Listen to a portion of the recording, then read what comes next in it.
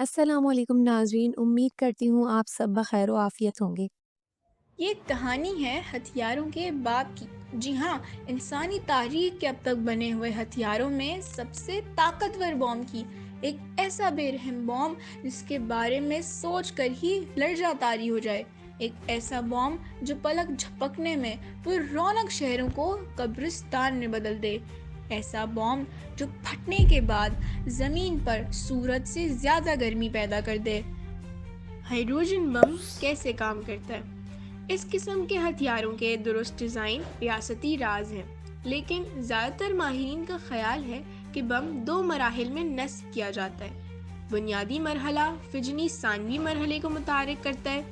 Fusion اس کے نتیجے انتہائی طاقتور اور نظریاتی طور پر لامحدود دھماکہ ہے۔ تھرمو نیوکلیئر ہتھیار، فیوژن ہتھیار یا ہائیڈروجن بم دوسری نسل کے جوہری ہتھیاروں کا ڈیزائن ہے۔ ہائیڈروجن بم کا آپریشن دو مختلف جوہری عمل پر مبنی ہے: فیوژن اور فجن۔ مرحلہ نمبر 1، نیوکلیئر فجن۔ تھرمو نیوکلیئر بم ایک بنیادی عمل پر انحصار کرتے ہیں جسے نیوکلیئر فجن کہا جاتا ہے، جس میں ایک روایتی دھماکہ ایک زنجیر ریڈ عمل کو متحرک کرتا ہے جو بڑے ایٹموں کے مرکز کو تقسیم کرتا ہے، جس کے نتیجے میں جوہری دھماکہ ہوتا ہے۔ اسے کرنے کے لیے ہتھیاروں کے گریڈ کا فسائل مواد یا تو یورینیم یا پلوٹونیم کو اہم قیمت تک پہنچانا ہوگا۔ تھرمو نیوکلیئر ہتھیاروں میں ایک امپلوژن بم پلوٹونیم جیسے فجنیبل موڈ کو اندرونی کمپریشن کے ذریعے اہم قیمت حاصل کرتا ہے۔ یہ آلہ عام طور پر گول ہوتا ہے، جس کے سب سے بیرونی شیل روایتی دھماکہ خیز مواد سے بنا ہوتا ہے۔ سب سے اندرونی حصے میں ایک کھوکھلا پلوٹونیم گھڑا ہے جو ہائیڈروجن ایندھن کی کسی شکل سے بھرا ہوا، ممکنہ طور پر جس کی شکل میں ٹرائٹیم۔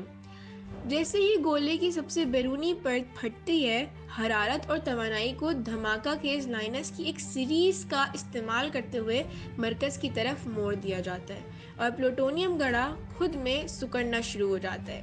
ذرات کی کثافت تیزی سے بڑھتی ہے، اضافی آزاد نیوٹرونز خارج کرتی ہے اور زنجیر کے ریڈ عمل کو سبب بنتی ہے، جس کے نتیجے میں جوہری دھماکہ ہوتا ہے۔ مرحلہ number 2، nuclear fusion. Nuclear fusion hydrogen کے دو آئسوٹوپ ڈیوٹریم اور ٹرائٹیم کو ملا کر ہیلیم بننے کے لیے توانائی پیدا کرتا ہے۔ جب ملائے جاتے ہیں تو ان آئسوٹوپس کے مرکز کے اندر اضافی نیوٹرون توانائی کی شکل میں جاری ہوتے ہیں۔ لیتھیم نیوٹرائڈ کے نام سے جانے جانے والا ایک مرکب جو لیتھیم اور ڈیوٹریم کو ملا کر بنایا گیا ہے، جدید تھرمو نیوکلیئر ہتھیاروں میں ایندھن کے طور پر استعمال ہوتا ہے۔ پرائمری فجن دھماکہ اعلیٰ توانائی گیما اور ایکس رے پیدا کرتا ہے جو نیچے کی طرف جاتا ہے اور فیوژن ڈیوائس کی طرف ظاہر ہوتا ہے۔ پولسٹرین فارم جو ڈیوائسز کے کنٹینمنٹ شیل کے اندرونی حصے کو بھرتا ہے، پھر پلازما میں پگھل جاتا ہے اور سلنڈر کی سنگ کو دبانا شروع کر دیتا ہے۔ کسنگ کے بیرونی حصے میں یورینیم سے چھیڑ چھاڑ ہوتی ہے، جس کے مطلب کچھ ایسے شعاؤں کا جذب کرنا ہوتا ہے تاکہ کور کے اندر ابتدائی ریڈ عمل کو روکا جا سکے۔ اس کے بعد ایک سپارک پلگ مکمل طور پر فجنیبل موڈ، کمپریس اور فجن سے بنا ہوتا ہے جو بیرونی دھماکہ خیز توانائی خارج کرتا ہے۔ دھماکے کی گرمی اور دباؤ سپارک پلگ کے ارد گرد موجود ایندھن لیتھیم نیوٹرائڈ کو ریڈ عمل کے باعث بنتا ہے، جس سے ٹرائٹیم خارج ہوتا ہے۔ اس کے بعد ٹرائٹیم ڈیوٹریم کے ساتھ مل کر ہیلیم اور مزید نیوٹران بناتا ہے۔ آزاد نیوٹران اضافی فجن ریڈ عمل کے سبب بنتے ہیں جو لیتھیم نیوٹرائڈ پر زیادہ دباؤ پیدا کرتے ہیں، جس سے زیادہ فیوژن ریڈ عمل پیدا ہوتے ہیں۔ فجن اور فیوژن کے درمیان مثبت فیڈ بیک لوب بڑے پیمانے پر جاری رہتے ہیں۔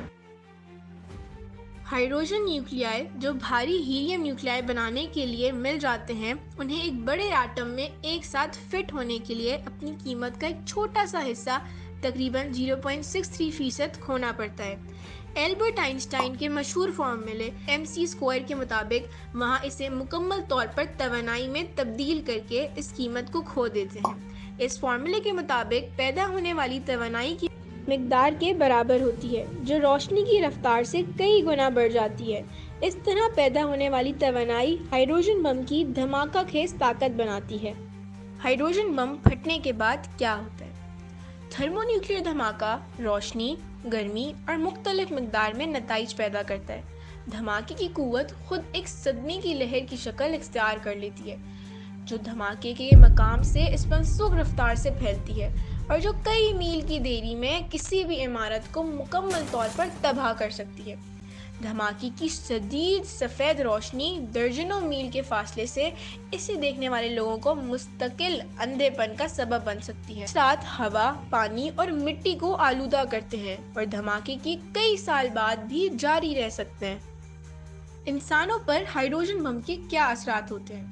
دھماکے کے نتیجے میں گراؤنڈ زیرو کے قریب لوگ ہلاک ہو جاتے ہیں اور پھیپھڑوں کو چوٹیں آتی ہیں، کان کو نقصان پہنچتا ہے اور اندرونی خون بہہ جاتا ہے۔ عمارتوں کے گرنے اور اڑنے والی اشیاء سے لوگوں کو چوٹیں آتی ہیں۔ تھرمل تبخری اتنی شدید ہے کہ زمین سفر کے قریب تقریباً ہر چیز بخارت بن جاتی ہے۔ کیا کبھی ہائیڈروجن بم استعمال کیا گیا ہے؟ ہائیڈروجن بم کبھی بھی کسی مالک کی جانب سے جنگ میں استعمال نہیں کیا گیا، لیکن ماہرین کا کہنا ہے کہ یہ پورے شہروں کو مٹانے اور پہلے سے ہی طاقتور ایٹم بم سے کہیں زیادہ افراد کو ہلاک کرنے کی طاقت رکھتا ہے، جیسے امریکہ نے دوسری جنگ عظیم کے دوران جاپان میں گرایا تھا، جس میں ہزاروں افراد ہلاک ہوئے تھے۔